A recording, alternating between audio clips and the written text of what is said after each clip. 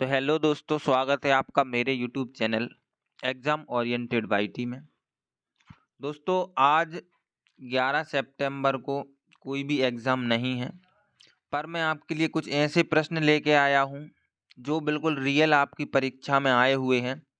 इनके आधार पर आप अपनी तैयारी को और अच्छी बेहतर बना सकते हैं और मैं बहुत ही अच्छी ट्रिक्स के साथ में आपको इन क्वेश्चंस को कराऊंगा। सेम ऐसे ही प्रश्न आपको परीक्षा में देखने को मिलेंगे, तो अंत तक बने रहिए और बहुत अच्छी ट्रिक्स के साथ हम ऐसे क्वेश्चंस को करेंगे।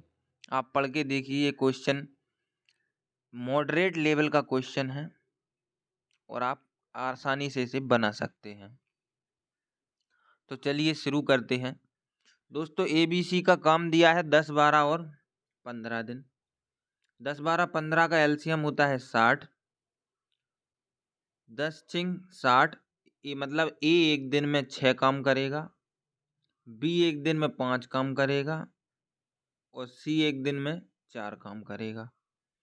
अब आगे हम देखते हैं, उन्होंने एक साथ काम करना आरंभ किया, किंतु समाप्ति के 5 दिन पहले, काम समाप्त होने के 5 दिन पहले ए छोड़कर चला गया और ए के छोड़ने के 2 दिन बाद ही जस्ट बी भी चला गया। देखना दोस्तों, ए ने 5 दिन पहले कार्य छोड़ दिया था और बी ने यहाँ ए के छोड़ने के 2 दिन बाद बी चला गया, मतलब जो लास्ट 3 दिन का काम बचा, जो 3 डेज का काम बचा, वो किसने किया होगा?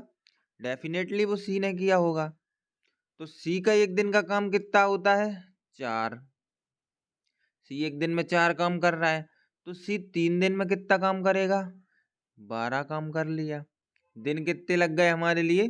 3 दिन हो गए और 12 काम कर लिया। अब काम बचा कितना? 60 था, 12 सी ने कर दिया, काम बचा 48। अब देखिए दोस्तों, अब ए 5 दिन पहले कार्य छोड़कर चला गया, लेकिन ए के छोड़ने के 2 दिन बाद बी ने छोड़ा, मतलब जो 2 दिन का काम है ना, वह ए और बी ने बी और सी ने मिलके किया होगा। तो देखिए, बी 5 दिन में करता है और सी 4 दिन में, 5 4 9 और 2 दिन काम किया है, तो 9 दूनी 18। तो दोस्तों हमारा कितना? 18 काम भी हो गया। अब 48 में से आप 18 माइनस कर दोगे, कितना बचा काम? 30। अब बचा काम 30। अब ए 5 दिन पहले काम छोड़कर चला गया। अब 5 दिन पहले काम छोड़ के चला गया, मतलब उसके जाने से पहले तीनों ने मिलकर ये काम कर लिया होगा। तो 6 4 10 और 5 तीनों की एफिशिएंसी कितनी बन रही है? 15। तो भाग दे दो 15 का, तो तीनों मिलके ये बचा काम कितने दिन में करेंगे? 2 दिन में।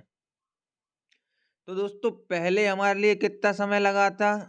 सी अकेले ने काम किया था वो 3 दिन, फिर बी और सी ने जो मिलके 3 दिन 3 दिन काम किया, 2 दिन काम किया था, 3 और 2 5 दिन हो गए और बाद में जो बचा काम तीनों ने मिलके किया, 15 दूनी 30, मतलब 2 दिन और ये हो गए। तो जो हमारा राइट आंसर निकल के आता है, इस काम को करने में इन्हें 7 दिन का समय लगेगा टोटल, ये हमारा आंसर हो जाएगा।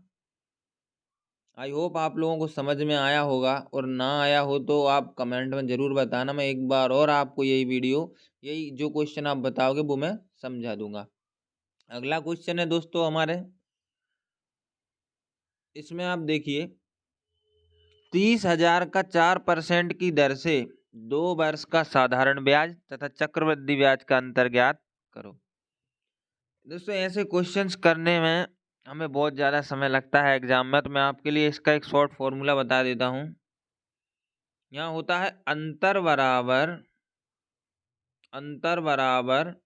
मूलधन, शॉर्ट फॉर्मूला है, बिल्कुल आप चुटकियों में आंसर निकाल लोगे। मूलधन इंटू रेट दर बटे 100 इंटू दर बटे 100। आप इसमें रख दीजिए, आपका डायरेक्ट आंसर निकल आके देखना। अंतर मान लेते हैं हम डी, डिफरेंस बराबर 30,000 हो गया, 30,000 इंटू दर कितनी है? 4%, बटे 100 और दर फिर कितनी है 4% बटे 100। देखना दोस्तों, ये 4 जीरो, ये 4 जीरो हो गई। अब 4 चौके 16 और 16 ती 48। तो जो चक्रवृद्धि ब्याज और साधारण ब्याज का जो अंतर हमें मिला है वह आ गया 48। दोस्तों ये हमारा बिल्कुल राइट आंसर हो जाएगा। आप चक्रवृद्धि ब्याज और साधारण ब्याज का अंतर इस फॉर्मूले से निकाल सकते हो, लेकिन एक बात याद रखना दोस्तों, ये फॉर्मूला ओनली 2 वर्ष के लिए लगता है। जब 2 वर्ष आपको दिया हो तभी ये फॉर्मूला लगेगा। अगर आपको वो 3 वर्ष का दे दे तो आप क्या करोगे? अगर 3 वर्ष का दे दे तो यहाँ पर एक और इंटू लगाना, यहाँ पर लिखना 300 प्लस आर, लिखा नहीं रहा है 300 प्लस आर बटे 100।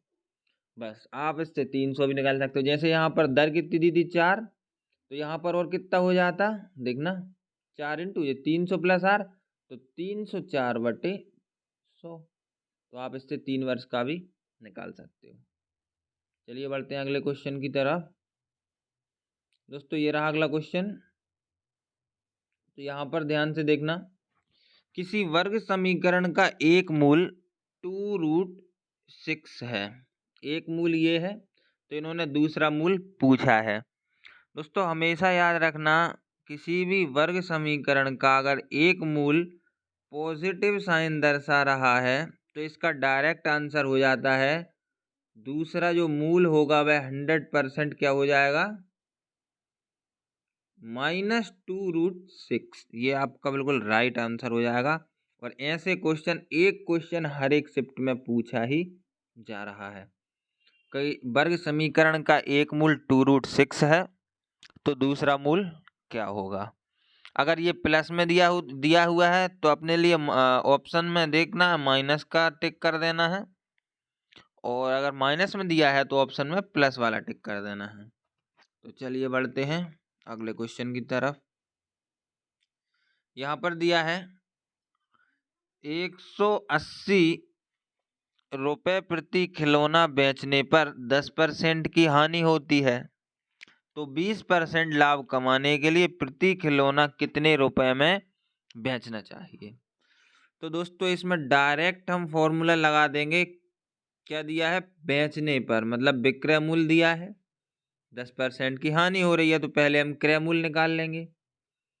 तो जो हमारा सीपी होता है, सीपी बराबर क्रय मूल्य बराबर विक्रय मूल्य 10.80, विक्रय मूल्य इंटू 100 अपॉन 10% की हानि हो रही है तो 100 में से 10 करके -90 आ गया। अब ये पॉइंट हटी, नीचे 2 जीरो आ जाएंगी तो ये डायरेक्ट हमने काट दी। ये 1 जीरो से 1 जीरो और ये 9 से काटेंगे तो 12 बार। हमारा 12 क्या आ गया, एसपी आ गया, एसपी आ गया 12। अब पूछ क्या रहा है, 20% का लाभ कमाने के लिए, यहाँ पर 20% का लाभ कमाने के लिए प्रति खिलौना कितने रुपए में बेचना चाहिए। तो देखिए दोस्तों, डायरेक्ट हम 12 का क्या करेंगे, 120% निकाल लेंगे, क्योंकि 12 पे 20% का लाभ हो रहा है। तो डायरेक्ट 12 का 120% निकाल दो आप, जीरो से जीरो, 12 गुणा करेंगे 144। अब 144 में 100 का भाग देंगे, 2 जीरो मतलब 12 कितना हो जाएगा, 12 का 120%, 12 144, तो 1.44, नीचे 10 बचा था तो 14.4, 12 का 12 में गुणा कर दिया 144 आ गया, बचा था नीचे 10, तो एक हो गया 114.4। मतलब क्वेश्चन के अनुसार कितना आंसर आ रहा था हमारा, 14.4। देखिए दोस्तों, उसने 10.80 रुपए प्रति खिलौना बेचने पर 10% की हानि होती है, तो 20% लाभ पाने के लिए दोस्तों, उसे 20% लाभ पाने के लिए उस खिलौने को 14.4 रुपए में बेचना पड़ेगा। ये हमारा राइट आंसर हो जाएगा। अगला क्वेश्चन,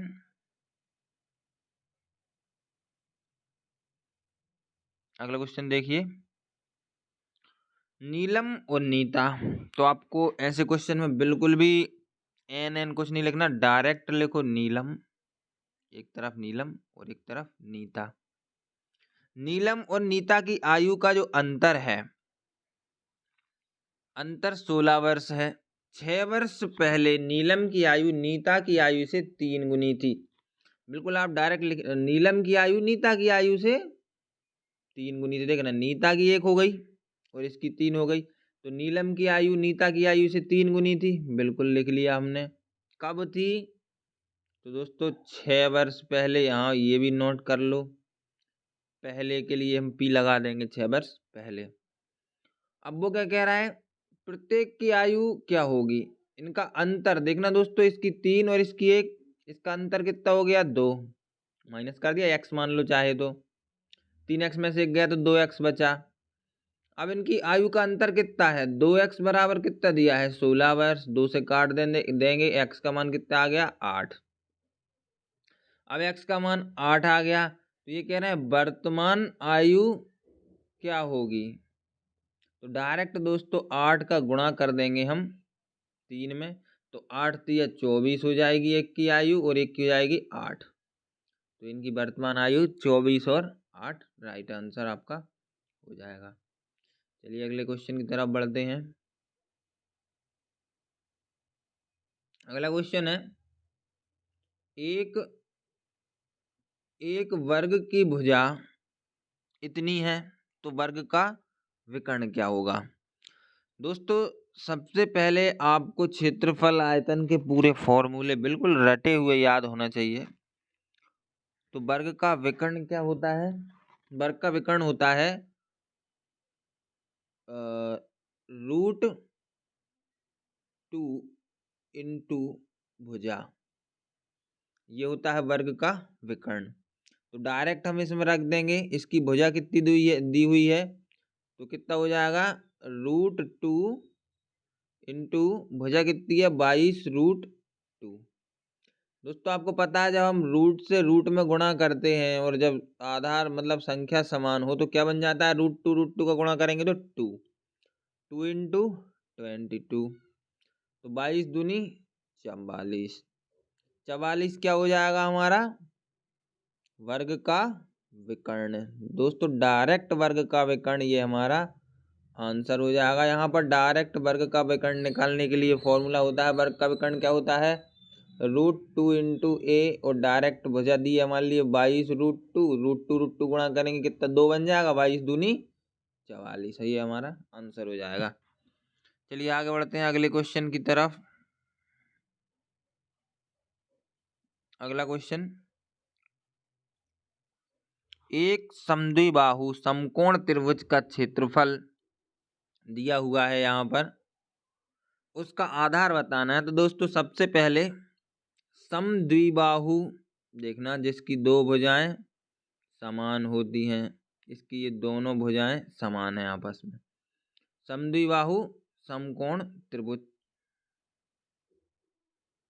चलिए अब आपको इसका फॉर्मूला देखना है। इसका फॉर्मूला होता है समद्विबाहु समकोण का 1/2 इंटू आधार इंटू ऊंचाई होता है इसका फॉर्मूला। तो यहाँ पर इन्होंने दिया है, इसका क्षेत्रफल दिया है, तो बराबर में हम क्या रख देंगे? क्षेत्रफल रख देंगे, बिल्कुल जो दिया है हम वो रख देंगे। क्षेत्रफल कितना दिया है? 36। अब ये हमने 2 से गुणा कर दिया, इसमें ये 2 का गुणा हो जाएगा, 36 दूनी हो जाएगा 72, बराबर आधार इंटू हाइट।